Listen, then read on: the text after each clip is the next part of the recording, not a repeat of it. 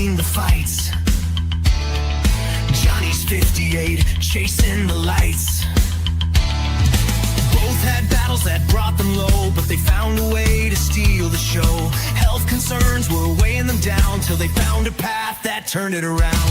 Carnivore diet, they took the leap, finding strength in the promises they keep. Now they're living wild, living free, healing body and mind. Just wait and see. Tune into the truth every single week. Real talk with Brian and Johnny. That's the peak. 8 p.m. on YouTube. Gather near. Uplifting vibes. Let's give a cheer.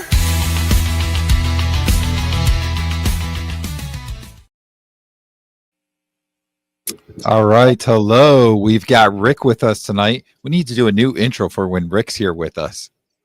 You know? That's right. We need to make a whole new one. Yeah. Hello, everybody. In there too. Yeah. It's good to see everybody. Rick, how are you doing? Pretty good. It's been a hectic day. I had an unexpected job I had to do, but I did get here in time, and I'm happy about that. All right. Johnny, how are you? I'm doing really good, Brian. Really, really good. Looking forward to tonight's show. How So about we're you? going to say hi to some people in the chat. Oh, I'm doing good. I'm doing good. We're going to say hi to some people in the chat. Linda's here. Hello. Greg, my weight loss life. Good to see him, Greg. Hello. Peter, Papa Carnivore. Good evening. Quack. Lewis is here. Hello. You're in the right place. Peter's here. Lizzie. Terry girl. Mm-hmm. Coach Juliet. Hello. Carnivore Jerry's here. Howdy, howdy. That's right. Steadfast. I'm not sure Steadfast's name, so I'm sorry. I'll just say Steadfast. Do you guys know her name? No? I don't know. I do. Okay. This is a good name. Eat a ham bone. From Goose Creek, Goose South Creek, Carolina. That's not too terrible far from me. So Goose Creek is, if that's where I think it is it sort of near Charleston? Down that way. I am going to be down in that area next week for Thanksgiving at my daughter's. What's it called? Somerville. Yes. Bride's Biscuit is here. Hey, Brian's biscuit. Carnivore Muscle. That's Jonathan, right? That is Jonathan. All About right. Jonathan. Paul is here. Out of Paul. Let's see. Did I get everybody?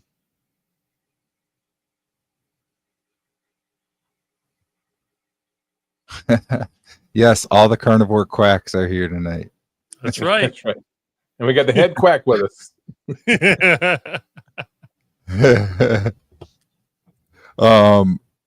Sherry Ray, I believe. Hello. Hello. Okay, so yes, Eat a Ham Bone says I'm between Somerville and North Charleston. Okay, so that is over by Somerville. Okay, that's what I thought. All right. Thomas is here. Target Prime Rib. Hey. Hey, Thomas. All right. So we got quite a few people here already. If you have any questions for us, or for probably if you can have questions more so for Rick, go ahead and put a capital Q in the front. And let's see. So Rick, this past weekend, you got to go to Hack Your Health in Tampa. And I know that was your first meetup. I know you've talked a little bit about it already. You were on with Dr. Nelson yesterday, but why don't you tell us a little bit about the event?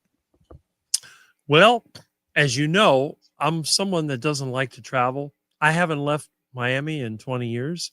So the last time that I went out of town, it was for ISC West convention in Las Vegas. And I've been to several of these conventions, and I don't know if it's really a meetup, but it's like when you go for different technology. At that time, it was like electronics and DVRs and all that. And you go there, maybe you know a couple of people, no one really knows you. Or if maybe you go to a business seminar or something like that, and you listen to different people and you never really interact with them. That's kind of what I would expect. But Hack Your Health was completely different because, first of all, it was my friend Russ Mitchell, and we all know him from Keto Cookout, that arranged this and made it happen. So, and he wasn't able to attend because of business issues, which was kind of a disappointment. But he did pick me up from the bus terminal, got me the hotel room. And then after that, I mean, we went together to eat at Dr. Kiltz's dinner at the Brazilian Steakhouse. And then from then on, it was basically up to me to do what I wanted. And I went there, and it was a 3-day event. So I got there on Friday. I left there on Sunday. I got to meet people that we know really well, some of the more famous ones. Like, for example, I always wanted to meet Dr. Sean Baker.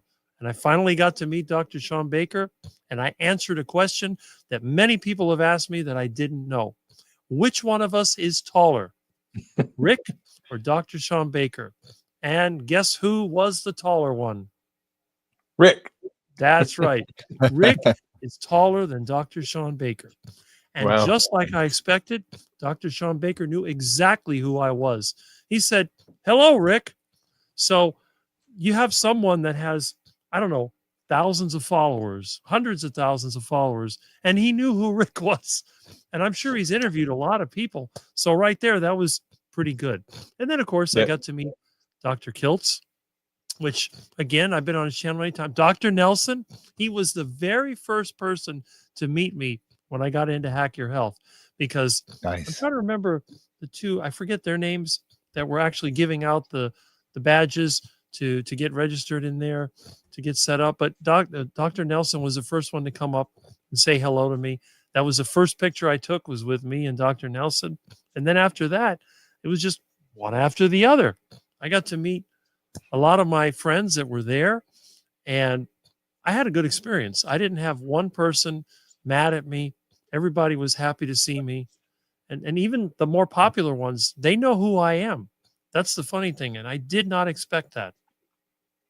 Wow. Your reach is far and wide, Rick. Seems like it. Yeah. Which is So why we have I a asked you the question for I you. did. Oh, I'm sorry, Brian. Go ahead. So there's a question. You talked about the Brazilian steakhouse. So the question is, who ate the most steak? Well, I would have eaten more if there weren't so many people there, but I did eat. I mean, you have Mike Seeley that has a reputation for eating a lot, that Mitch had mentioned, but I think I ate as much as he did, maybe a little more. I do believe that I probably ate the most at the Brazilian Steakhouse, the Tarragacha Steakhouse. Nice. All right. I'm sorry, Johnny. What were you going to say? I was just going to ask Rick, had you ever been to a Brazilian steakhouse before that? The last time I was there was last November when Russ Mitchell came to Miami, and he took me to the Brazilian Steakhouse down the street. That was the first time I'd ever been to one. This is the second time. Yeah. I've never been to one. Do they just really keep bringing you meat as long as you order it? As long as you have your either little thing that says yes, or you have the little light on, they'll keep bringing meats. Now, they try to give you the chicken and the pork and the cheap meats first, but you just have to hold out, and they'll eventually bring the ribeye and the sirloin cap, and they have a lot of the tougher cuts. For example, the shoulder, the what do they call that? Top round or whatever. But that's okay. I mean, I eat that too. But I avoided chicken. I don't go to a Brazilian steakhouse to eat chicken. And the problem is, out of every place I've ever been, no one makes chicken as delicious as Rick's Heart Attack Chicken. Rick's Heart Attack Chicken is the only chicken I'll eat. There you go. Okay.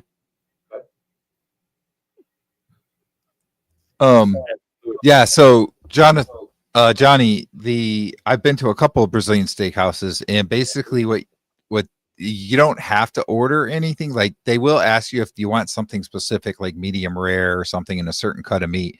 But basically, they go around to all the tables with something that they just literally pulled off the, off the grill or whatever that they're cooking on, and see who wants some, and they just cut you some. So it works great. Cool. It's like a carnivore's dream going to a Brazilian steakhouse, let me tell you. And the best thing is I got to eat with a lot of people, some of them that comment on my channel, some of them that I watch their channel, and a lot of people recognize me. This is what really I couldn't believe. I didn't know I was that well known. Well, Rick, you're a 42-year carnivore. I mean, really, everybody in this space ought to know who you are. And I think everybody knows you. Yeah, probably I would be willing to bet. And I mean, this community is getting bigger and bigger and bigger, but probably 80 to 90% of the people, if they saw a picture of you, they would immediately know that's Rick. Because you've put yourself out there. You're on all these different channels. You've been interviewed by all these people. Your story is, it's incredible. People say, well, long term, this will kill you. Say, no, let me tell you about my friend Rick. It's called Charger Mopar. And if you think this is going to kill me in 10 years, this guy's been doing it for 42 years, and we're essentially the same age. And he's never had the health issues that I fought my whole life. So you tell me how this is bad. So, Rick, you're the one that we all use for justification that we can do this, long term. If you want to get a good laugh, I was installing a central air conditioner today. And basically, I pick up the box out of the back of my van. I put it on the ground. I wheel it in there in myself. I pick it up. I put it up on the concrete slab. And they're looking at me. Do you need help? I'm like, no, I don't need help. I'll take care of this. I do the whole thing by myself. You don't have any issues with your back? No, I don't have that problem. So and then the funny thing is someone actually at the meetup that says he can judge ages very well because they had a little VIP area and I went there. So I asked him, how old do you think I am? 42. Like, nope. Yeah. 57. And that's like the fourth person that guessed that way. I had somebody today think that I was 41. Yeah, so when they see you lifting these really heavy things, they have no idea that you're darn near 60. Your next big milestone birthday, just 2 years from now, is going to be 60. And Right? this 38, 40-year-old guy is doing pretty good. They have no idea because, and I see this in my line of work. Most men in America, unfortunately, that are 60, not all, but a good portion, would never, ever be able to do 10% of what you can do. But they haven't eaten the way you've eaten for 42 years either. That's true. And that's the thing that I never really thought about. You know how time goes by very, very quickly. Yeah, I think 20 years ago was 2005 was the last time that I had gone out of town. And I start thinking back, it's like, man, the time really went by, but I don't feel it. I'm not one of those persons that, oh, my back and oh, my feet hurt and oh, my shoulder and this and that. No, I don't have any of that. So yeah, I think definitely the diet is important because I work physically all the time. I carry heavy toolboxes and tools and parts and everything, and it doesn't bother me. And then I go to bed, I wake up in the morning, I'm fine. People come home from work, oh, I'm tired, and they plop in front of the TV. Not me. I go straight to the kitchen, start cooking, take my bath, whatever. And I don't get tired until the light goes out, and then boom, I'm asleep. And then I'll be out for 6, 7, 8 hours and then wake up. It's like, oh, time for another day. My friends, they got to go and they got to grab the coffee. Oh, I'm getting up. And then they go to the kitchen and they got the coffee pot. They have to drink 2 cups of coffee to really get going. And it's like it's like letting the engine warm up. They really don't get going. And me, it's just like, I'm ready to go. Yeah. Wow. And so people like Brian and I, that's kind of where we're at now. But like me, I spent 30 years being like your friends, and the last 2 years being more like you. It's what a blessing it is to be my age. I think we figured I'm almost a year older than you or 10 months older than you. So we're almost the same age.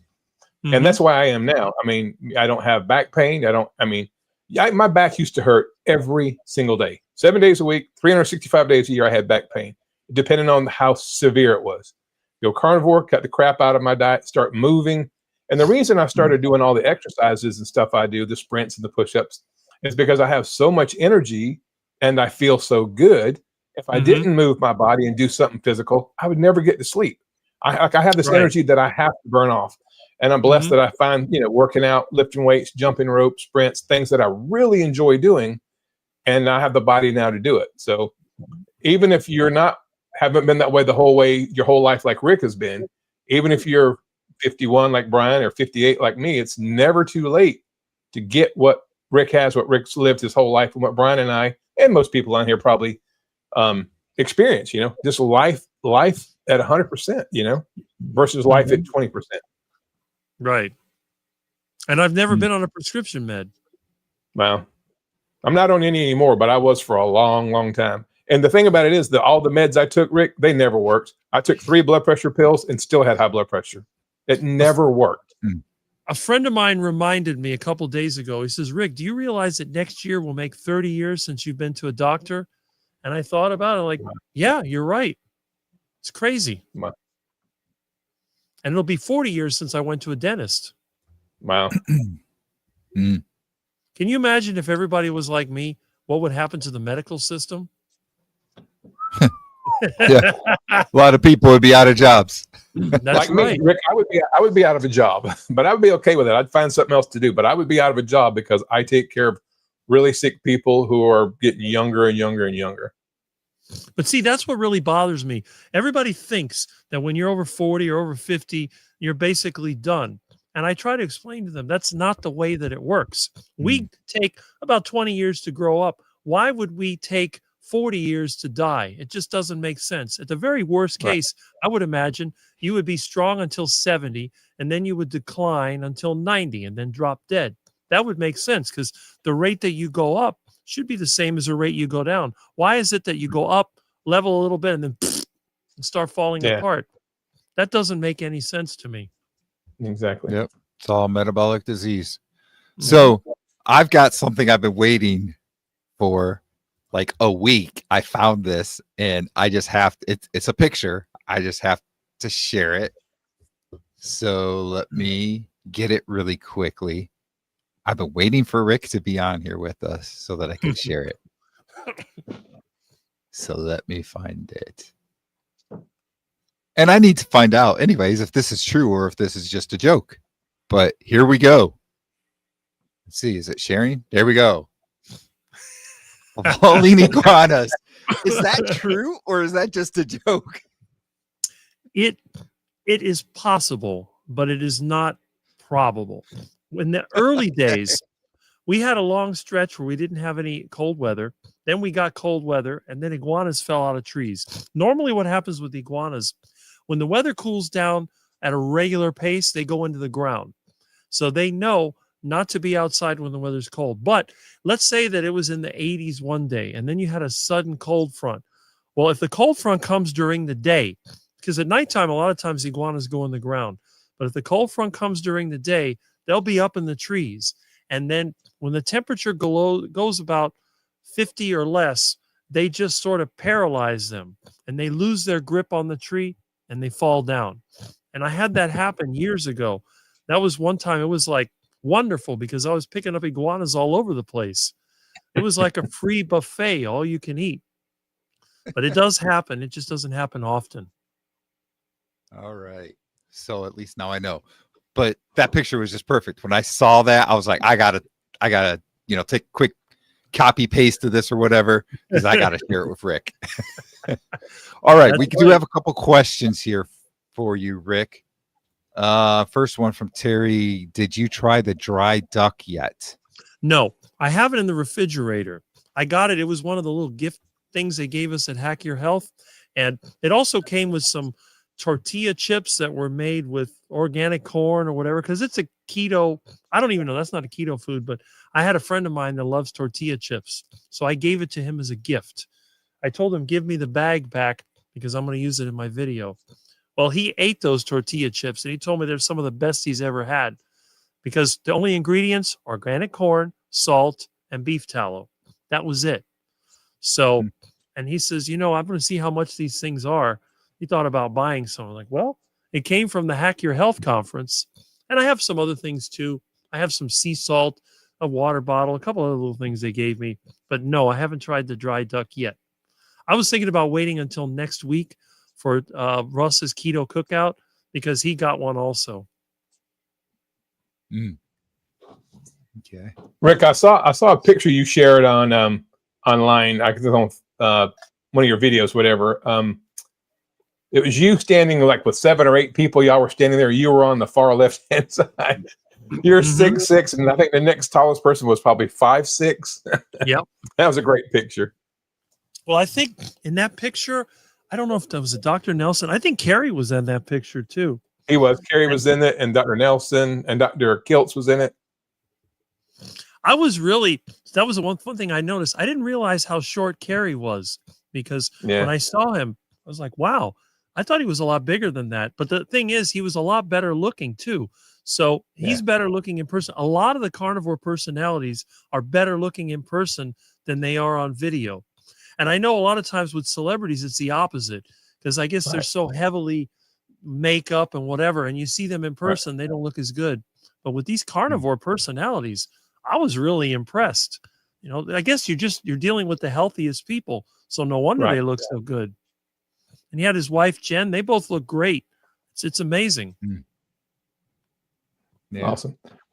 I definitely noticed that you were towering over everybody in all those pictures. Oh, yeah. Well, you got to find the picture with me and Dr. Baker and Dr. Nelson. That's the best one. Looks like the two of y'all had a baby. Yeah, right? All right, we got a couple more questions here. This one is from Frank. Would you ever challenge Dr. Baker in an arm wrestle? Not a chance. I mean, who would? No. Maybe Dr. Anthony Chafee. The only thing I would challenge him in is a sprint because even though he's a lot stronger than me, I think I could beat him. Because remember, it's like, let's say school bus racing 69 Charger. I'm the 69 Charger. I don't have as much power, but I'm a lot less weight. Right. So the whole weight to horsepower ratio comes in there. Yes. I think I could outrun him. I think. Then again, I mean, in a sprint, he may get past me because of all the muscle that he's got for the first 100 feet. But I think I'd kick in after that because I am very fast. If you see me chase an iguana, and I'm really good at catching them, I got good maneuverability. The iguanas have a hard time getting away from me. You saw me with the bicycle catching the iguana. Oh, yeah. Yep. All right. Next question.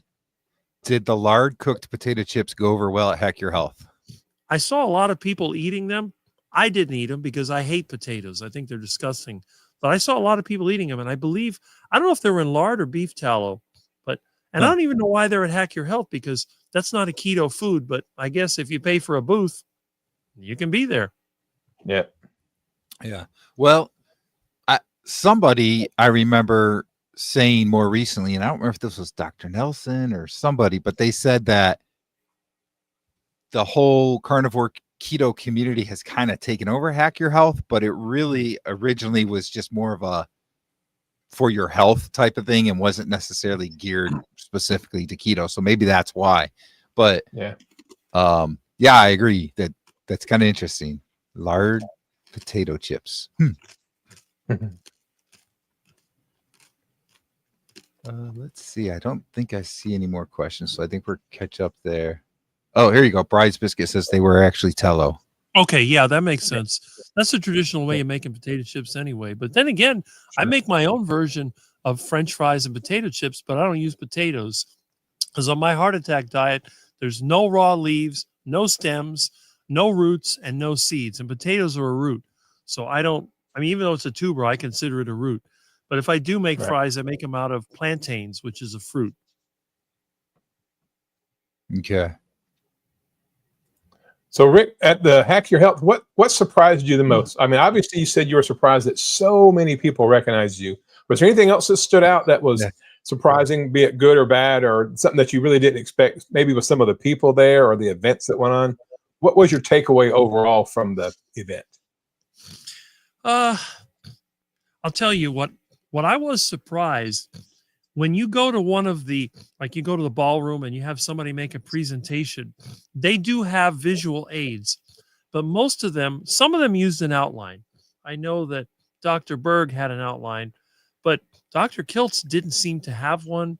And some, I think Dr. Boz, some of the people there did not use an outline. They were just going from the slides, and in their mind, they knew exactly what they're going to say. The presenters that you find at Hack Your Health don't use a lot of spacer words like and ah. They seem to be very focused. They seem to be on track, and they only gave you about 40 minutes. So you have to kind of rush through it, and they all seem to end on time. And I know a lot of times when you go to these seminars and these groups, you're going to have people that run overtime or they're going to get lost, but no one there ever seemed to get lost. And the other thing too, you see people going up in the exhibitor area from booth to booth, and it just seemed like everybody was in a good mood.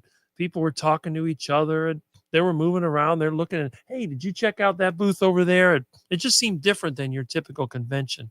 It's just, there's like an enthusiasm there that I haven't seen anywhere else. Wow. Isn't that great though? The community is so great. It is. I had no idea.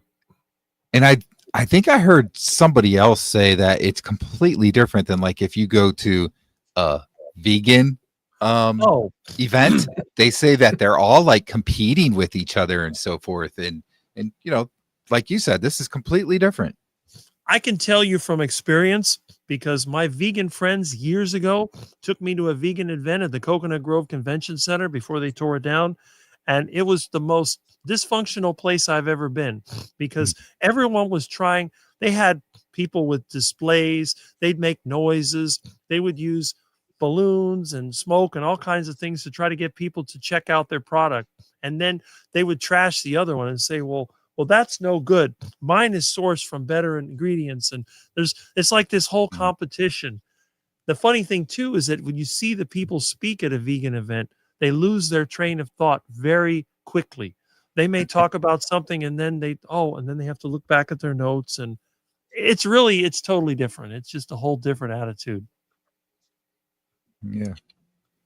I know on one of the pictures, Rick, I think you put a comment under that said, everybody in this picture is somebody that I consider a dear friend or something along those lines. I know I'm screwing that up a little bit, but it feels like to me from the outside looking in, you came away with a newfound appreciation and love and respect, for lack of a better term, that a lot of these people, and then that's the way I felt. I went to one meetup in Charlotte about a year and a half ago, and I met Dr. Kiltz, Kelly Hogan, Dr. Lisa Wiedemann, several, and they were just so, they weren't like unapproachable. I was able to go up and introduce myself. And, at the time my channel had 200 subs, maybe. Most of them were family that didn't even watch, but they treated me like I was, part of the family. And that really, really blew me away. Well, that was one thing when I was over there and I talked to Kerry, I told him, I said, this doesn't feel like a Hack Your Health event. It feels more like a family reunion. So that was the impression that I got. Sure. Yeah. All right. You think you go to another event, Rick? If one's down there in Florida in your area, would you like to go to another one? Well, there's supposed to be another one of these next year. I will probably go. We'll see. And I think Dr. Kiltz was going to have some get together at a steakhouse, but it's pretty far. I would hope maybe somebody will put together a Southeast Florida meetup somewhere between Miami and maybe Boca Raton. I can make that. That's not too bad. So Sure. Hopefully there will be something here. But yes, if I'm able to go, if I can afford to go, I'll go. If I can't afford to go, I won't go. But in this case, It didn't cost me anything except bus fare. Everybody helped me out, paid for my tickets, paid for my food. So I basically paid for the hotel room. All I had to do, I spent about $100 and something bucks in transportation, and that's it. And I can deal with that. That's not bad. Yeah. Well, that's awesome. I'm glad you got to go. I can't wait till I get to go to my next one. I'm sure there'll be one. Supposed to have one in Charlotte next year. There's a young girl. She was there. Aaliyah, I think his name is Aali. She's only like 17 years old. She was in the Dr. Kiltz booth. Yeah. She lives close to me. I think she lives just across the bridge in South Carolina. But this girl's like 17 or 18 years old, and she's putting together one for us for next year, and I offered to MC it or to host or to, whatever I can do to help. So, because I actually ended up MCing the one in Charlotte because I have such a booming voice, and the sound system they had was a little underpowered. So I took over. They asked me to, and I was happy to. I MC'd the last one. But yeah, I would be glad to help in this. Like Brian said, the community is just so amazing. Yeah, that's nice. So we got another question here for you. Which YouTube personality at the Quack Your Health conference surprised you the most? Believe it or not, the one that surprised me the most was Dr. Berg. I had no idea that he was that tall. I thought that he was shorter, but he did surprise me. And he said hello to me. Now, I didn't know who I was, but I said hello to him and shook his hand. But yeah, I had no idea that he was that tall.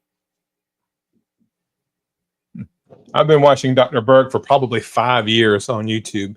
Even before I got into this, when I was doing keto before and fasting and stuff, I've been watching his content for a long time.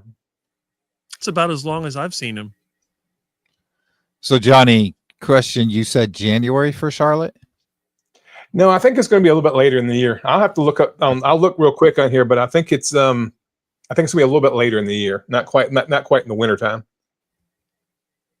Give me a minute. Y'all keep talking. I'll look it up on Aaliyah. I think her name's Aaliyah. Is that how you say it? Yeah, but I think she's putting it all together. Yeah, it's AA. Let's see, AA. Thomas says he had her on his channel once. She's 16 or 17 years old. Unbelievable young lady. I have seen her on Facebook. And Bill says she interviewed me too. She wrote a book for teen carnivores. Yeah, what an amazing young lady. She just said, "Can I interview?" I said, "Sure." She was my first in-person interview. Oh, really? Yep. That's cool. Yeah, I'll find the date. I'm watching it now. Yeah, here's what her video from Hack Your Health. She's with Dr. Boz. I'd like to meet Dr. Boz. I've been watching her for a long time too. You know what got Dr. Boz started in the low carb stuff? Her mom was diagnosed with cancer. She was a physician. She's a doctor, an MD. And I think her mom got diagnosed with cancer, and she just turned over every stone, everything she could to try to help her mom live and survive. And as far as I know, her mom's still with us. I know her father passed away, but she was just dogmatic about trying to figure out metabolic health and all the stuff that she wasn't taught in medical school.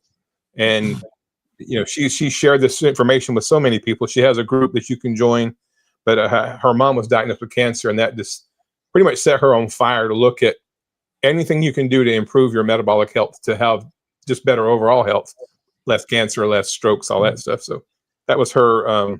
That's her story, really. I wish that these people would have been out and about 10, 15 years ago when my parents had issues, because back in 2010, this didn't exist.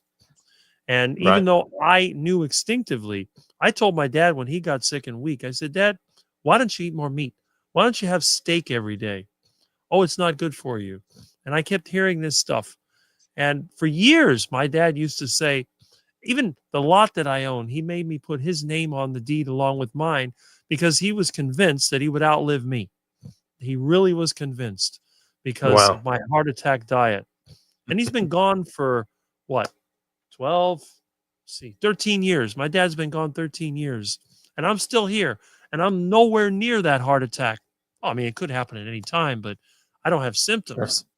So I don't know. So I found the meetup for Charlotte, guys, and I don't mean to hijack the conversation here, but it's by Dr. Chris Granlund and Aaliyah English. I hope I'm saying her name right. It's Saturday, January 17th from 4 to 7. And it's going to be in Charlotte. It's a Brazilian steakhouse. So I guess I'll go, and that'll be my first time at a Brazilian steakhouse. So I'm going to go. I've already RSVP'd to.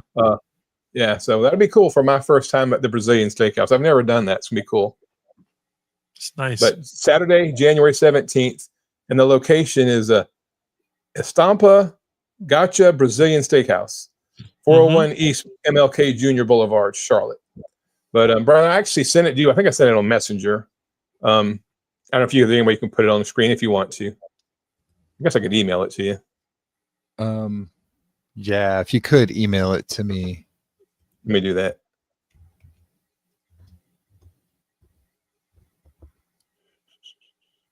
Well, let's see here. So while Anyway, you we're guys- working on getting that up, Yeah. Rick, I know that you had some heartbreak with going to Hack Your Health over leaving Milton. And when you came back, Milton was doing great. So why don't you tell us how that went and how you feel about leaving him alone now, if you do something in the future here? Well, ever since that Milton was given to me by my neighbor, I never left him. I mean, no other than to work. I mean, I do go away during the day, but I've never left him more than 10 hours at a time. And I had set up the camera system so I could watch him remotely. But of course, the stupid DVR broke the day before. And I was thinking, well, I got to leave him here. But I did get him to eat out of the cat feeder. He was not eating out of the cat feeder, but I put dried meat in there. And the day before I left, he actually ate out of the cat feeder.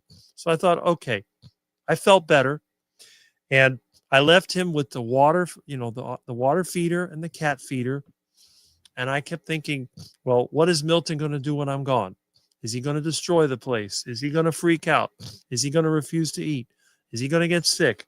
Is he going to lock himself in the room? So I put a piston in front of the door so that way he couldn't lock himself out of the room. And I just left. And I had no way of checking on him because the cameras didn't work. But when I got back, and it was Sunday night, I got back around almost midnight, because by the time the bus got back, it was after 9. Then I had to get the Metro Rail and then the Metro bus and then another Metro bus. And I opened the door and I heard "Brr, meow." And there he was. He was looking at me. So he did just fine. So if I have to go away for another one, I have a pretty good idea he'll be fine. Okay. And Cats tend to be pretty independent. I understand. Share that. I think so. You wanted me to share that, right, Johnny? That screenshot. Yeah. If anybody's in the area and interested, they may watch this on the replay or whatever. All right. Yeah. There, maybe not the best picture, but at least you can see it. And if you watch this on the replay, you can screen grab it or something. Yep. Yeah, it's a little.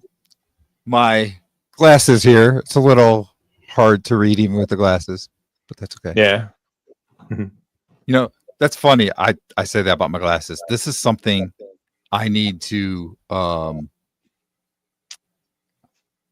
look into, I guess. But the other day, I took my glasses off and was looking up at the TV, and I was like, "Oh my gosh, I can see the TV pretty well." So I wonder if my eyesight has actually gotten better. I wouldn't doubt it. I've never heard other people have. I don't wear glasses. Yeah. That's the one area where I haven't really had much improvement. I used to have what they call floaters. Brian, you know what floaters are? Yeah. I had those really bad, and probably about a month into Carnivore, they went away, and I haven't had a single one since then. But my vision hasn't really improved. And my doctor, these are reading glasses, or cheaters, they call them reading glasses. They're bifocals because they're a different power for the top than the bottom. But I probably wear them too much. I should probably not wear them as often as I do. I've kind of gotten used to wearing them. But it tends to make your eyes weaker because it's doing the work for your eyes. He said if I would take these off and strain my eyes some, like work out my eyes, if we'll try to read small print without them, that will actually strengthen my eyes. So I probably need to work on that. But that's the one area of improvement that I haven't seen with the carnivore diet for me. And of course, I'm not the strictest carnivore like I should be.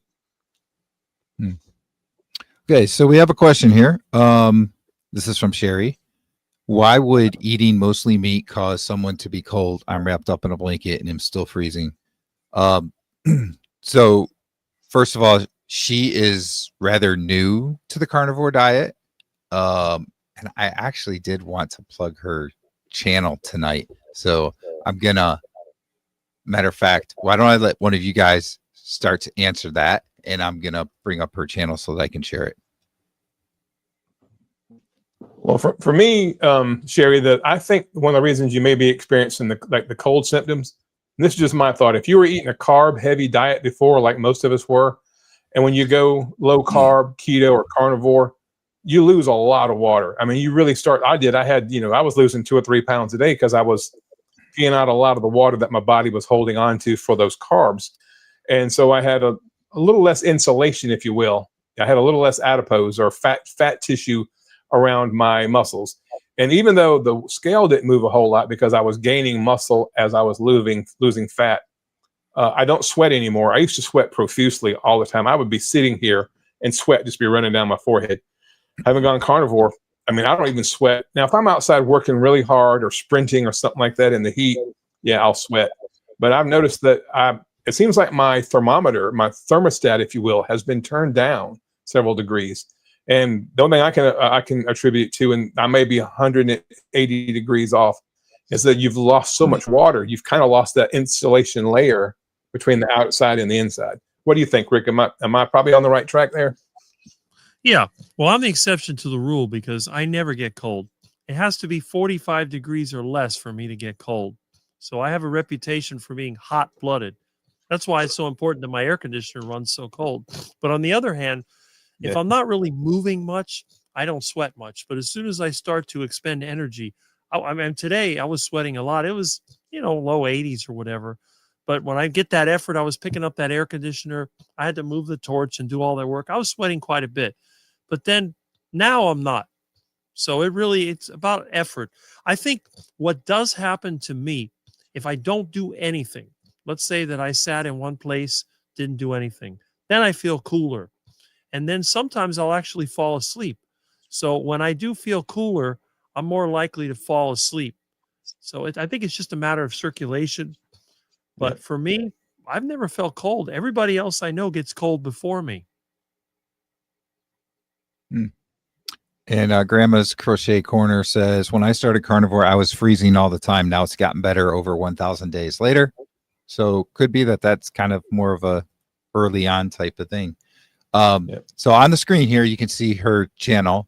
She's rather new and just starting to try carnivore. She's tried many other things before. And I say, let's go show her some support. I've been paying attention to her channel now for a couple weeks. I think I was like number 5, if I remember correctly. She's up to 95 now, so that's good. But she's had a lot of people helping her out, encouraging her and giving her some suggestions and so forth. She's new with carnivore and she's documenting the experience. And I think we should all give her some support.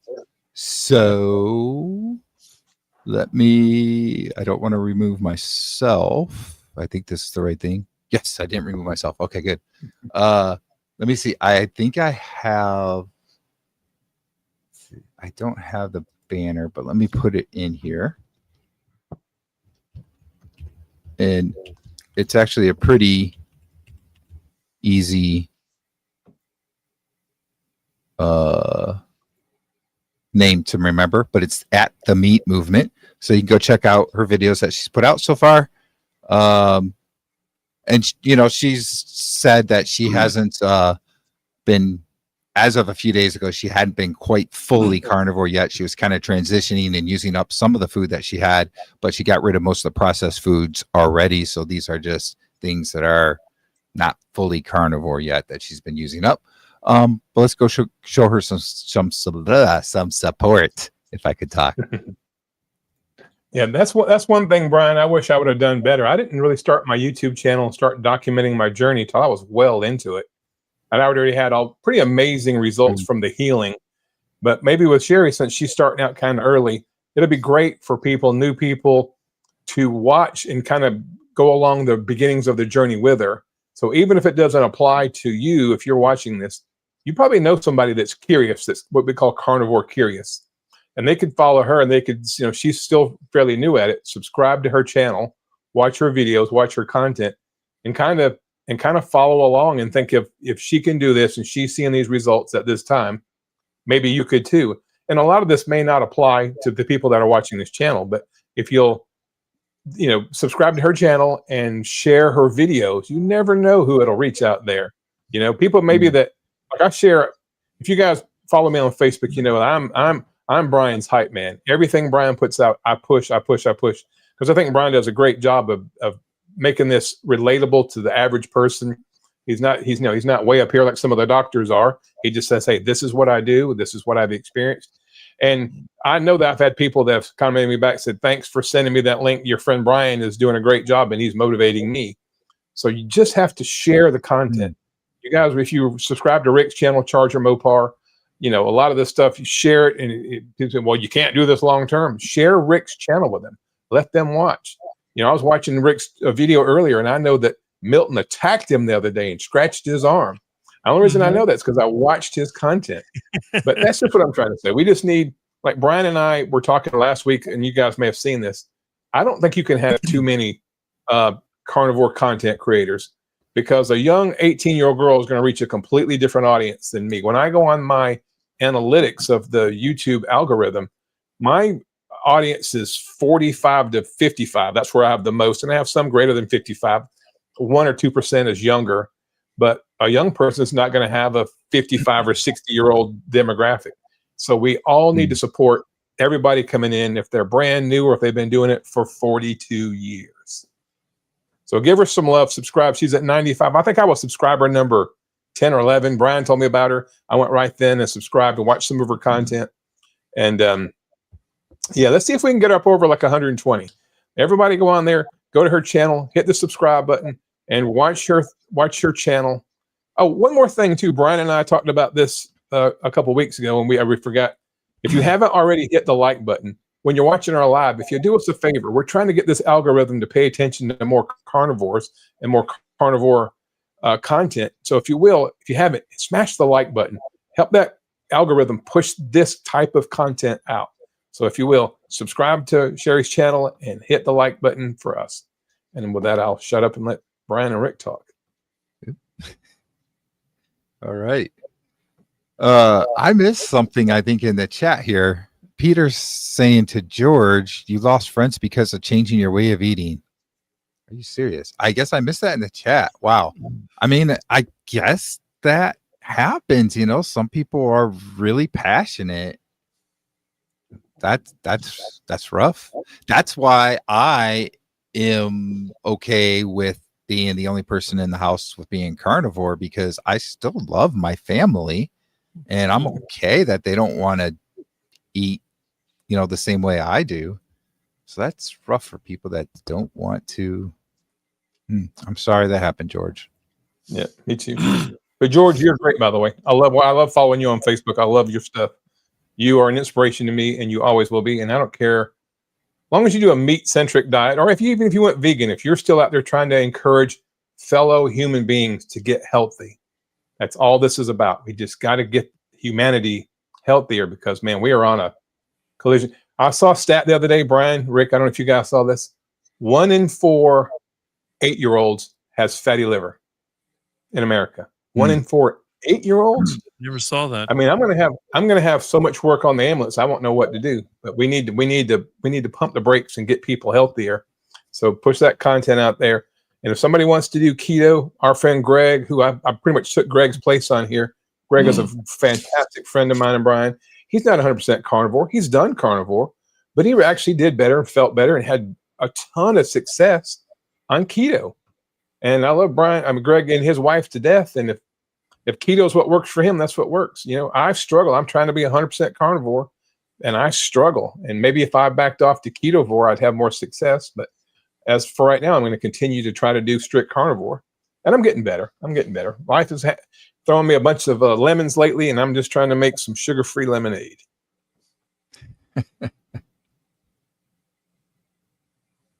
Is that sugar-free lemonade carnivore, though? I'm just kidding. No. It's okay. I'm just kidding. Hey, I have a question for Rick. Rick, so you instinctively started eating this way back in the 80s. We've talked about that's pretty well documented. And recently, Brian and I have gotten really interested in doing the fermented stuff. And then you told us, and I saw in your video today, you had that jar of yogurt in your fridge. Did you instinctively start doing ferments? I mean, the only reason Brian and I started doing it is because we saw Dr. Sean O'Mara doing it. What made you start doing fermented stuff? Was that instinctive, or was it why did you start doing ferments? Well, there's actually a few reasons. First of all, one of our friends, the grandfather in the family, he lived, I think, to 110, and he ate yogurt every single day. It was a Greek family, and one of the things they always made was yogurt.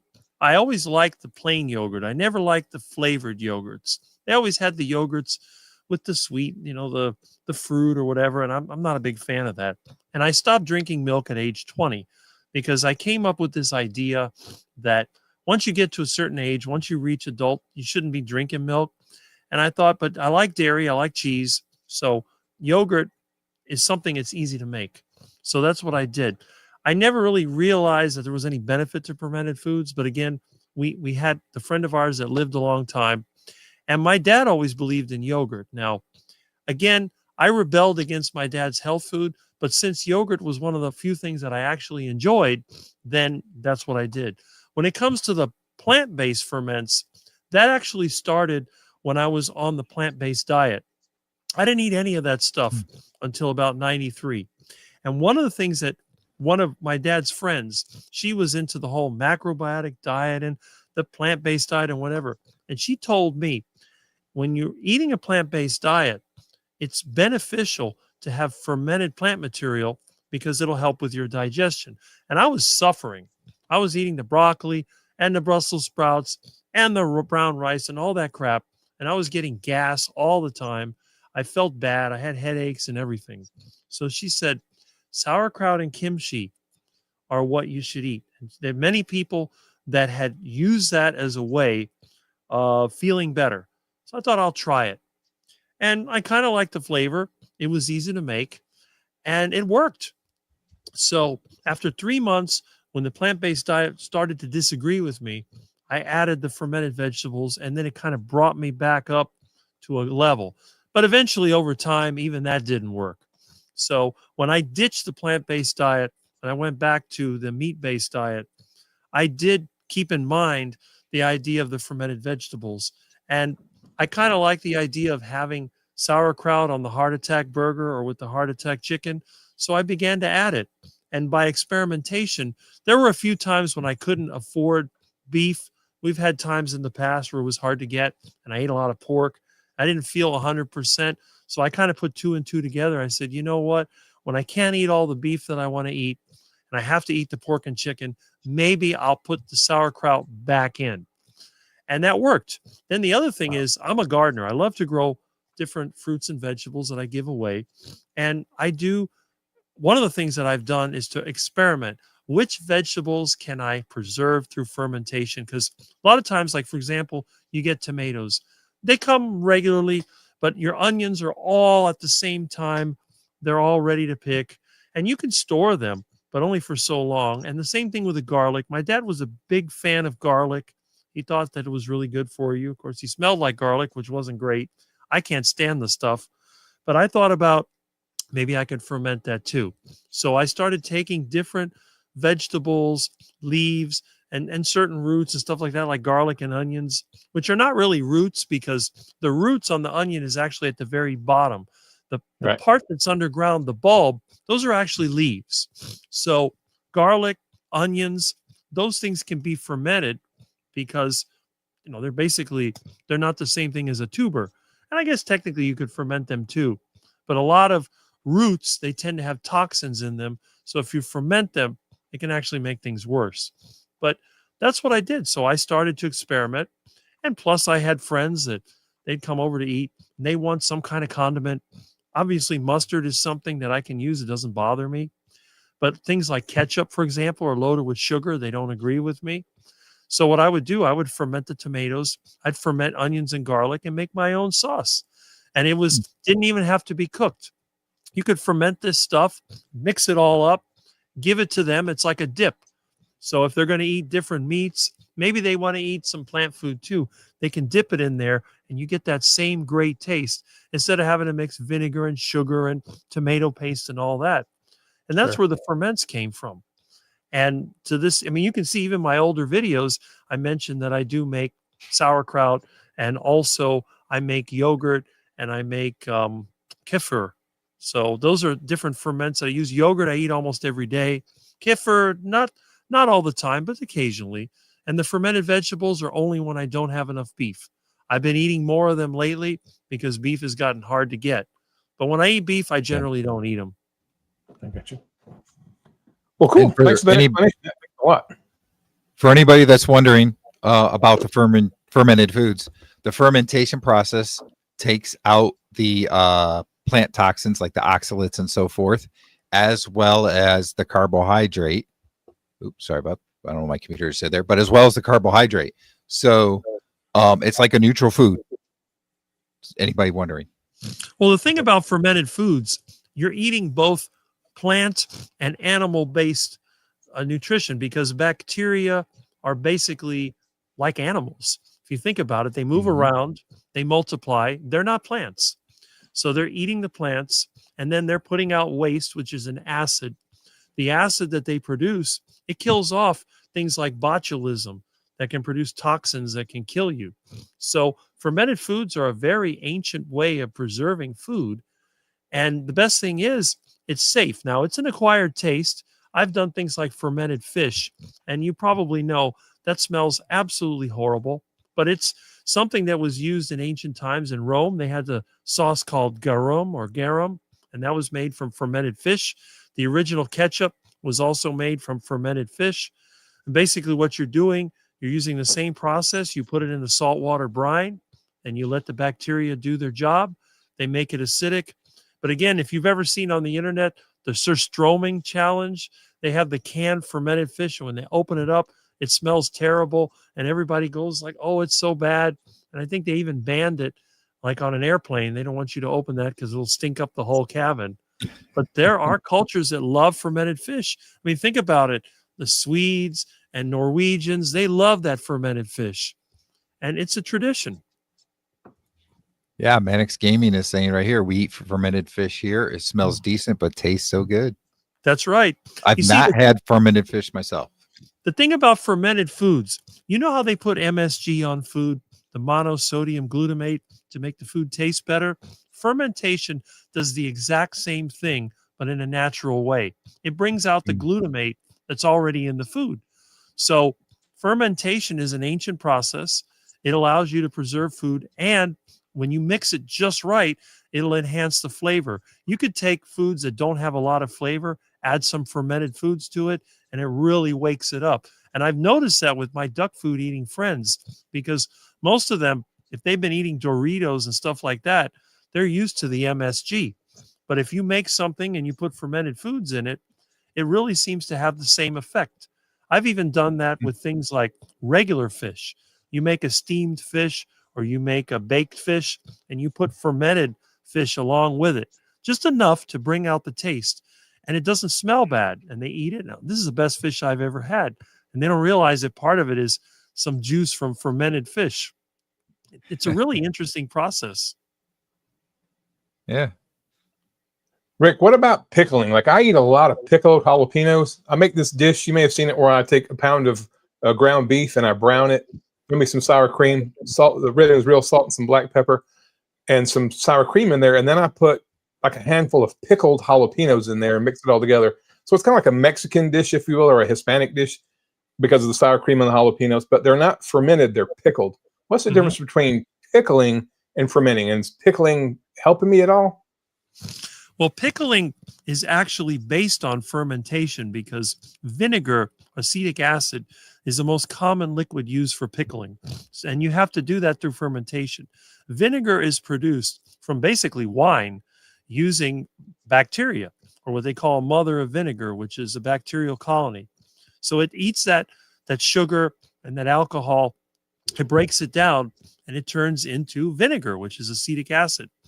The difference, of course, is that pickling is not going to really start to pre-digest the food. The only thing it does is acidify it, which makes it taste good. I mean, you take a cucumber, you put it in vinegar, And over time, it becomes pickled.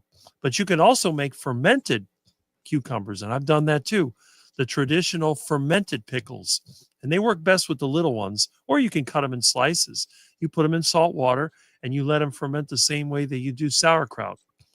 For some people, the pickling does a really good job because, again, like you said, when you put plant material like that in an acidic environment, it's almost like you're pre-digesting it. And I know some of the lectins that are present in plant material break down in the presence of acid. So it is possible, because my mother, for example, she told me when she was pregnant with me and didn't feel good, one of the things that she craved intensely was pickles.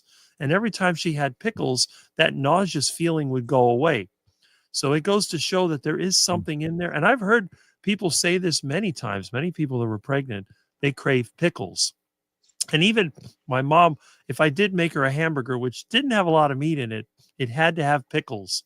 So I would buy the pickles in a jar, but eventually I started making my own. And I did it through the lactofermentation process, which is basically salt water. Now, by the way, using vinegar to pickle is much faster. You can make them on an industrial scale. You can make pickles in a matter of hours. If you use a fermentation process, it could take weeks. Wow. Yeah. So theoretically, then I could make fermented jalapenos, right? Yes, and I do make fermented peppers. I have a friend that is seriously a masochist when it comes to chili. So when we make a chili, he wants a chili so hot that you got to call the fire department. And I grow Scotch bonnet peppers and habaneros. And I'm sure you've heard of the Carolina Reaper version of habanero. Oh, yeah. I grow those. They are intense. However, a lot of times I want to enjoy chili along with him.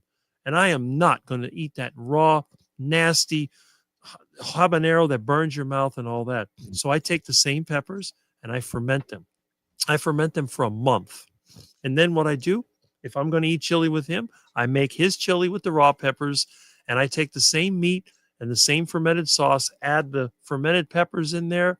And let me tell you, it is very enjoyable. And I have to admit, as a carnivore, I'm not a big fan of peppers, but when they're mellow like that and they're mixed together, it really does improve the flavor.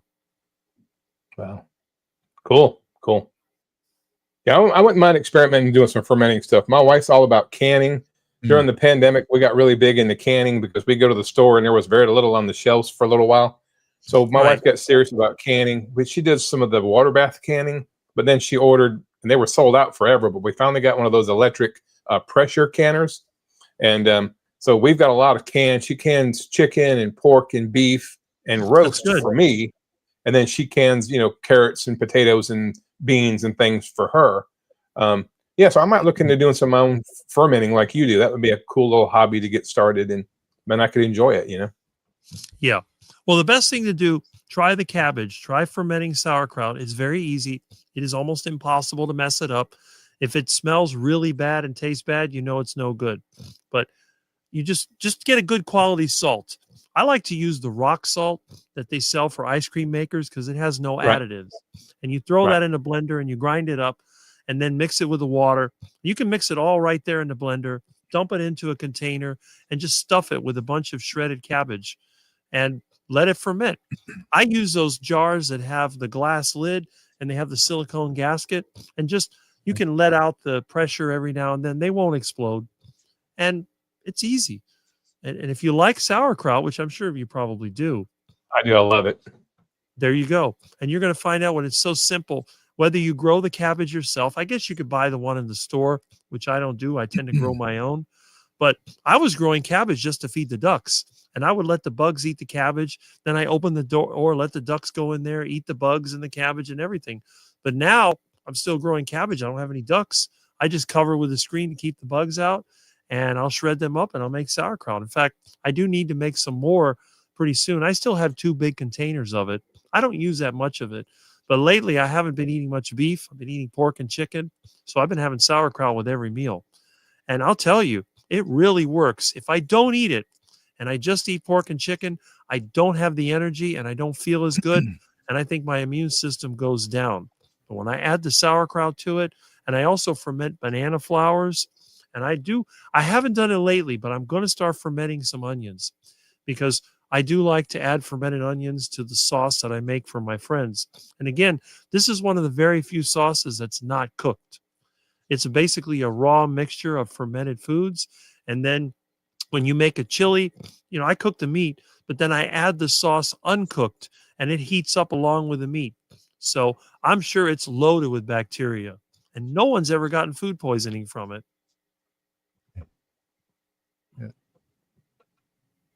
So, Rick, I got to ask you, there's a lot of comments going in the chat about how you're such a good speaker and so forth. And somebody said, did he used to work in radio or something like that? Have you ever? No. I've had a lot of people say that I had a radio voice. I was a teacher. I taught at Miami-Dade College. I taught electronics and computer repair. Okay. But I've never been in any kind of entertainment or radio or anything like that. But again, people have told me this for years. When I used to build phone systems, most of my customers requested me to make the voice menus because they said that I had the perfect voice for it. So people would call and they call me for tech support and they say, I recognize your voice. Are you the one that's the announcer for the phone system? I said, yes, we build the phone systems ourselves and I make the voice. A lot of customers have requested my voice. We have a generic voice that we could get, but they didn't like it. They preferred mine. But no, I've never been on radio. Interesting. Well, everybody thinks you do have a good radio voice. I appreciate that. Yeah, one of the things also they were saying, which I think is interesting, and I think it goes back to how long you've been on carnivore, really, been eating, that way, that basically you are very quick on answering things. You don't delay, have to think about it. You don't do a lot of ums and stuff like that's me all like crazy. I'm here like always saying, well, let me think, but you don't do any of that stuff. And, it's that quick mind from being on carnivore for so long. And that's another reason I don't think I've ever had a work accident. A lot of people I know, they delay. When something is going wrong, they either go into shutdown mode or they go the wrong way. And I've seen people get hurt, drop things on their foot, things fall over. I react very quickly. A lot of times something's going wrong. I get out of the way. I've avoided a lot of accidents. In fact, the only time I've really had a car accident is when I wasn't moving. When I was sitting at a light, somebody rear-ended me or somebody lost control. But when I'm on the road, when I'm doing things, I don't really have mishaps. I think a lot of it has to do with the way my brain works. I can solve problems and I can avoid getting frustrated. Now, there are times when I get frustrated when someone doesn't give me the option. They get in my way or they put rules that don't allow me to succeed. Then I get frustrated and I'll usually tell them off. But when I'm in a situation where I have options, I always seem to find the option that works the best. That may be, I don't know if it's carnivore. When I was a kid, I was not that way. I used to have a bad temper. I'd get frustrated and do the wrong thing. So I think the carnivore diet does have something to do with it. Plus the fact that I had about a C average in junior high, and in high school I had a straight A average. And I had an A average in college as well. Maybe that is part of it. Yeah. Well, Dr. Georgia Ede has, written that book, Change Your Diet, Change Your Mind. And all the research is showing now that if you get the kids off the sugary, ultra processed foods, they tend to, there's no more ADHD, there's no more ADD. They pay attention better, they learn better, they sleep better. So, I mean, it just stands to reason the fact that Rick has never had his brain be so inflamed from all the duck food out there that's why at 57 years old, he still has that quick response with his brain, reflexes and so forth, because he's never had to unclog his brain.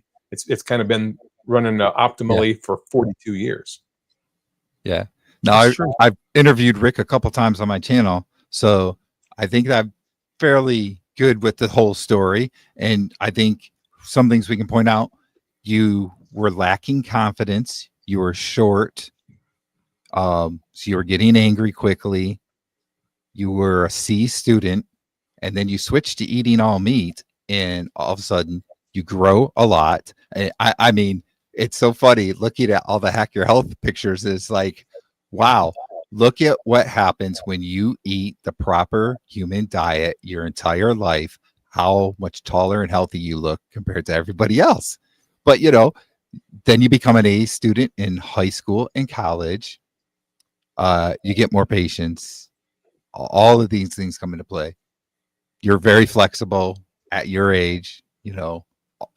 I mean, it's just amazing what all that has done for you.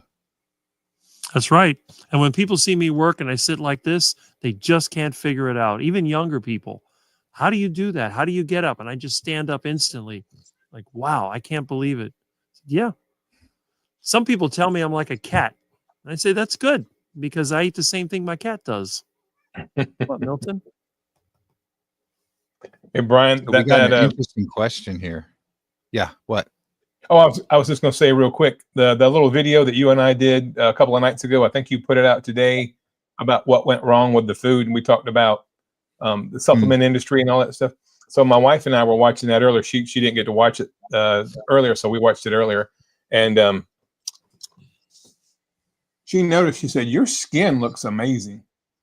My skin, I mean, for almost 60 years old, I mean, I still got some wrinkles up there, but even my wife noticed that my skin looks better than it ever has. I mean, something as simple as that. And my skin I used to have blotches everywhere, but I mean, for somebody almost 60 years old, that's when, and look at Rick's skin. I'd love to have Rick's skin and his coloration and his hair. But anyway, yeah, so even something as insignificant or seemingly insignificant for a 60-year-old man as your skin is, yeah, my wife said, your skin looks great. And I never had really paid attention to that. Hey, I didn't mean to derail. You were going to say what, Brian? There was a question. Yeah, there's a question, but Milton came to see us. So everybody say hello to Milton. There is a question. This is an interesting question. And I'm not even sure how to answer this myself. So Rick, we're going to see what you think first. What do you guys think of the future of carnivore in 30 to 50 years? Well, probably I'll be around for the next 30 years, next 50 years. I'm not sure. But I don't think the carnivore diet is ever going to be the major diet, and it shouldn't be because we simply don't have enough meat. We're not ready for it. What I would like to see is the carnivore community continue to be an option. But I do not think the carnivore diet will ever be the dominant diet. It never has been throughout history, and it will not be until we can figure out a way to produce enough meat so that more people. So we're going to have to do one of two things. We either got to reduce the population or we got to figure out how to make more meat. And it may be a combination of both. Ideally, I would love to see at least one part of the world where most of the people were carnivore, because I think that would be the part of the world that had the most progress, the highest standard of living, and the least amount of pain and suffering. But the way people are and the way they follow their leaders and they do what they're told, I do not think the carnivore diet will be dominant. But I do think that it will remain a part of the community. And I think we're going to be out there. Some of us, like I said, 30 years, I think I'll still be here. I'll be 87. So I'll be around. I figure I'll live to like 90 something and then kick the bucket. 50 years, that's for the younger ones. We'll see how they do. But I think it'll be around, but I don't think it'll ever be the mainstream. Yeah, that's the problem. It's fighting mainstream. What do you think about that, Johnny? And there's another question, by the way, after that I got to go back to that I missed. Sure. This was about 20 minutes ago, so I apologize, but we're going to get to your question next. Go ahead. So I'm going to disagree with Rick just a little bit. Rick, when I first became a truck driver, which I drove a tractor trailer for about 11 years, the first time I got sent, there's this highway in Missouri called Avenue of the Saints. I don't remember what the highway number is, but it goes from St. Louis all the way through. And so it's about 100 miles of this 4-lane road. And as far as you could see to the left and as far as you could see to the right for 100 miles was corn, 6, 8, 10 feet tall. It's corn, like millions of acres of corn. And I thought, look at all this corn. I didn't know that much corn existed in the world. I get to the end of the road, finally, where it comes into an interstate. There was this huge, huge ethanol refinery plant.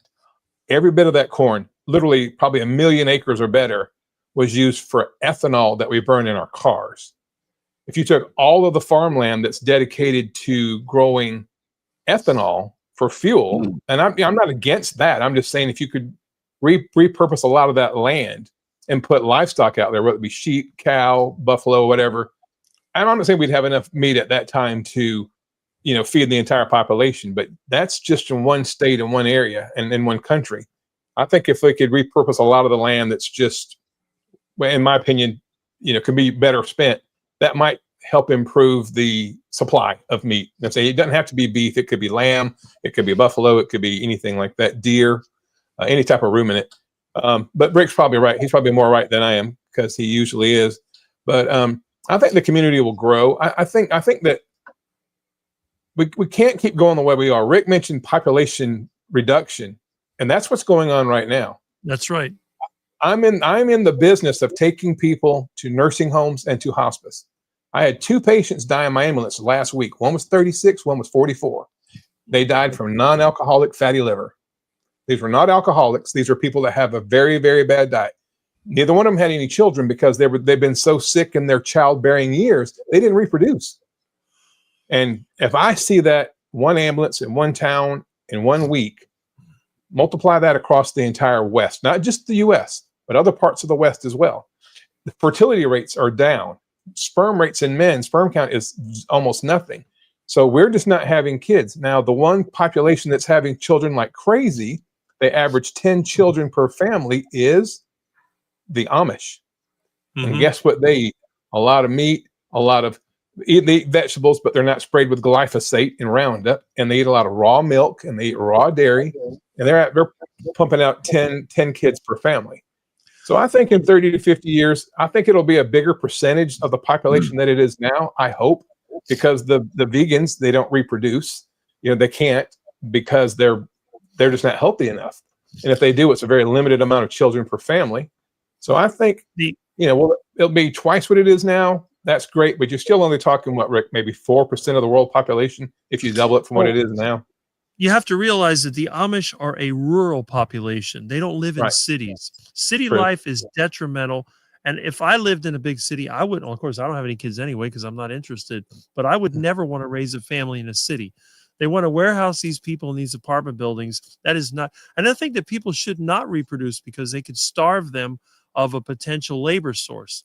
But in order for people to produce really nice families, they need to live in the country. And we have to get rid of this whole stack and pack mentality. Now, I'm not against cities. I do believe that some younger people could benefit from living in a city, like when they're going to college, when they're developing their career. That's one thing. And a lot of older people that are senior citizens, they may not want to be out there working in a yard or working on a farm or whatever. They may want to just go to a city, and that's fine. But my biggest complaint is that we're building these crap apartment buildings, which I find disgusting. They're like boxes. They're these stupid boxes that are painted black, white, and gray. They are just a depressing place to live. You're just warehousing people. It's the same way they talk about warehouses full of chickens that are thrown in there or pigs that are thrown in a building. That's what they're doing to the people. And if you do that, you're going to destroy their mental state. You have nothing to really live for. I mean, you could go and get some entertainment, maybe go on a vacation. But that's not the normal way to live. If you're going to build a city, you need to build a city that has quality, like classic style buildings. It has open parks. You have maybe a river, a beach, some kind of attraction where the people can leave their apartment, go outside. It would be like New York Central Park or something like that. And you can get in touch with nature. Maybe you could go out on the ocean. So if you're going to build cities, you don't want to make the city so big that it's just a giant warehouse for a bunch of people. You want to make it a size where the city interacts. Why is it there? Is it a center of trade? Is it a center of manufacturing? Is it whatever? And then you have the small towns in the rural areas. Some people prefer to live in a small town. They may want to live in a small house in a small town. Maybe they're retired. Maybe they live in an apartment building. Well, that apartment building should be designed to look nice. You should have details. It should be something that looks inspiring, not a box. Putting somebody in a box is no good. Now, for those of us that live in the country, there's nothing wrong with living in a box. I don't mind living in a box. I'll build my own concrete box, but it's going to be surrounded with rocks, and I have windows. And as soon as I leave my box, I walk outside. I'm on the grass. I'm on the ground. I'm looking at the trees. That's fine. But I think a lot of it is just a corporate mentality. It's all about how can we make the most profit. We don't care about the living standards of the people. We don't care if they're healthy. We don't care if they're inspired. We just want them to follow the system, go into debt so we can extract wealth out of them, just like cattle. And that's really what I'm against. So that, to me, besides a diet, I think that lifestyle is really important. Yeah. Okay, before I go to that other question I was talking about, Carnivore Dan, really quick, he says that he and Karen were the first to recognize Rick at the registration desk. And by the way, correct. Carnivore Dan, you are not a peon. No. I like reading, I guess, your content, looking at your content on Facebook. I don't know if you have YouTube channel or not, but I know you have Facebook at least, and I look at that content. And I think it's very important to say that all of us in this community are very important. None of us are peons. We're all important. We're all helping to get the grassroots effort word out there and everything. And we all have some kind of an experience that somebody else might relate to. So we're all very important. Now, let me go to that question, because I'm like a half hour behind on their question. I'm so sorry. Lizzie asked if your subs went up after you went to the meetup. Your subscriber Not list. really. I can look at it now. I think I still have about 3,700. I think I gained maybe 100 people, and that's it. Okay. I think I'm caught up on questions. I get excited when I gain 5 people. Well, but this was in the whole month. I think I gain about 1 a day, maybe 2. So 30 people in a month is normal for me. My channel just grows very, very slowly. It's like a slow growing tree. And you know, when you have a slow growing tree, it tends to be a stronger one, because I don't lose a lot of subs either. Right. Yeah. And I think when it's more slow growing like that, a lot of those people are the people that are going to be communicating with you more and so forth. And I think you see that, like, anytime you're on a live, you have lots of people come from your channel and communicate and so forth. Well, that's the thing. You see on my live stream, I have about, I think, 42 people right now watching on my channel. And you notice in the comments, look at how many of them are coming from my channel. And it's the same thing. I see the same people on Saturday when I have my live stream. I tend to attract the best people. That's the one good thing that I've always noticed. I don't have a lot of problems with people, because the ones that are looking to scam you or to do whatever, manipulate, they stay away from me. They see me, they're like, I don't want to be around this guy.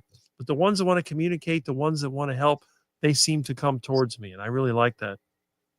Yeah. You're an easy guy to get along with as well. So yeah, once you get to know me, people can relate. I think people can relate to you too. You know, everybody looks up to you too. It says, wow, couldn't I have been carnivore for 42 years, right? Well, they did look up to me in person. They're like, I didn't realize you were that tall. There you go. Yeah, that too. I'll admit, I was kind of surprised when I saw the pictures of how much taller Rick was than everybody else. And you know, it's a lot of times with the stories that I tell, people think that I'm totally out there, that all the things I'm saying are made up. But when they see me and they see me in person, it's like, no, he's telling the truth. Yeah. And I got to tell you, so I'm a pretty tall guy. Most of the people I'm around, I'm taller than. But if I was next to Rick, he would definitely be taller than me. You got me by a couple of inches. So. And the weird thing is, I haven't shrunk over time. Some of the people I know, of course, they have back issues. That may be part of it. I had a theory as well. I believe that since I'm relatively healthy, that my circulation's really good. I don't have any problems. So the little discs in my back, they stay nice, and you know, they're not shrinking. So I'm not getting any shorter. I'm actually a little bit taller than 6'6". I'm maybe 6'6.5", but I just say 6'6". My height has not changed.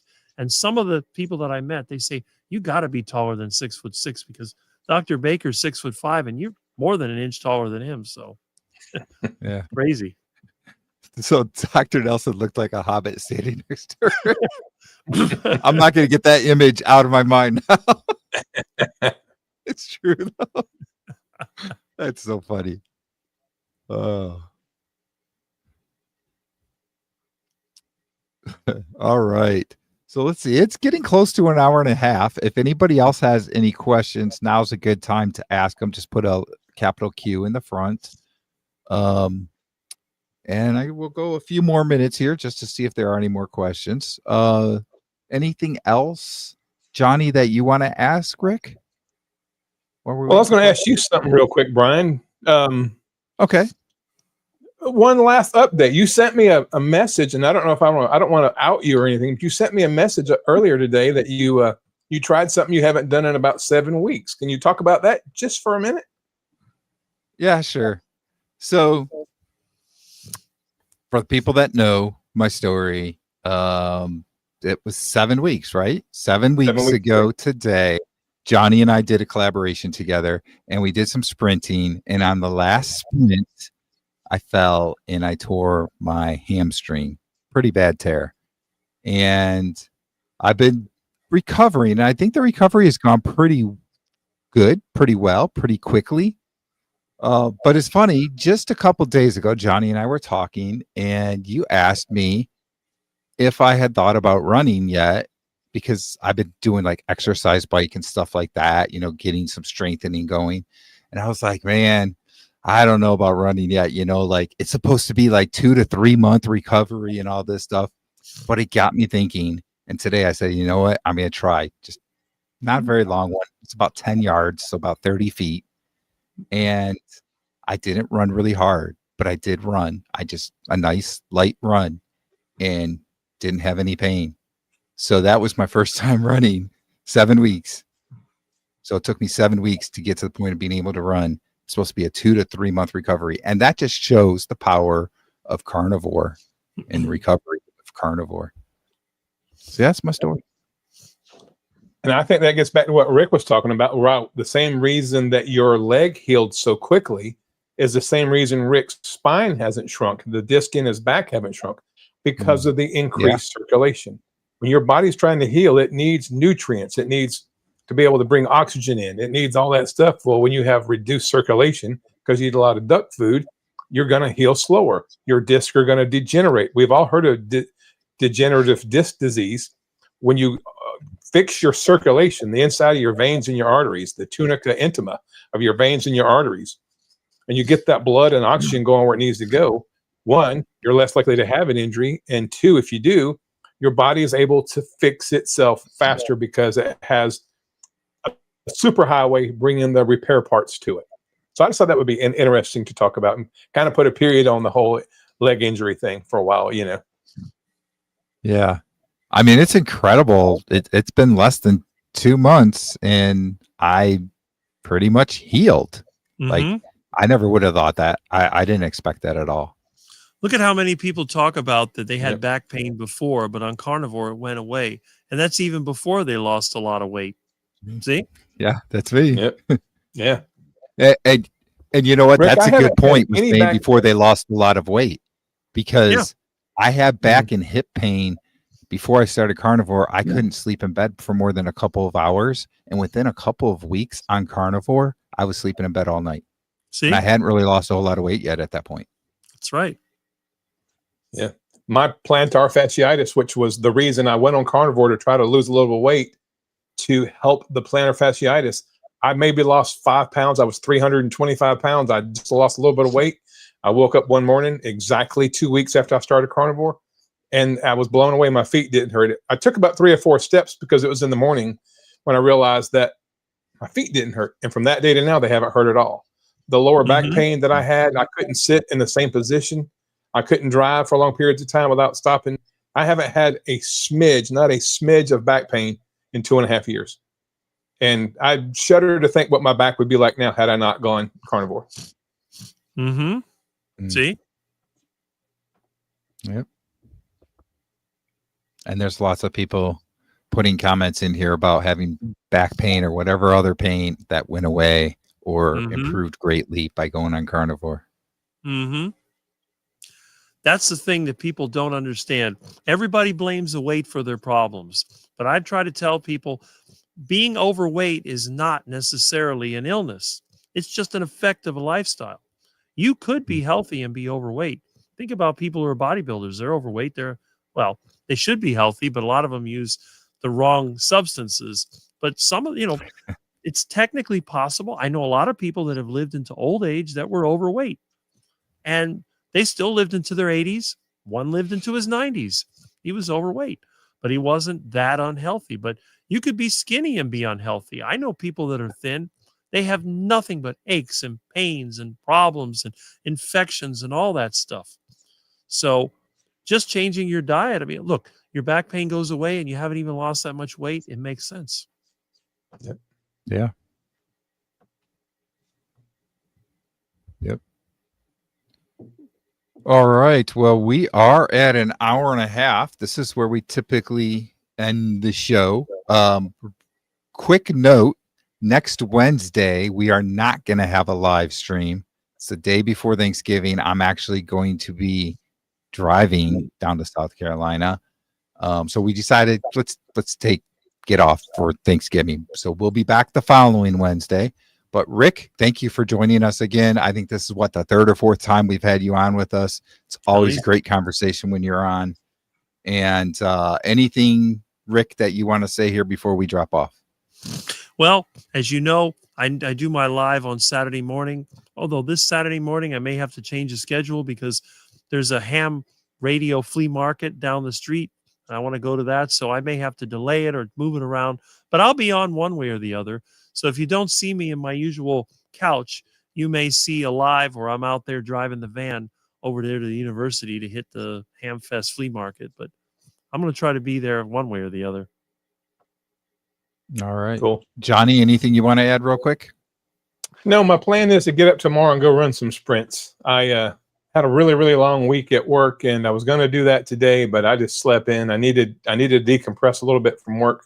So I'm going to get up in the morning and go run some sprints. I probably won't film all of them. I'll just film like the last two and trying to break the record in my 50-meter dash. I'll put up a video tomorrow about that. And I got some other subject matter I'll talk about. So I hope to have a video out tomorrow afternoon. All right. So thank you. Goodbye, everybody. Goodbye, Milton. Bye, Milton.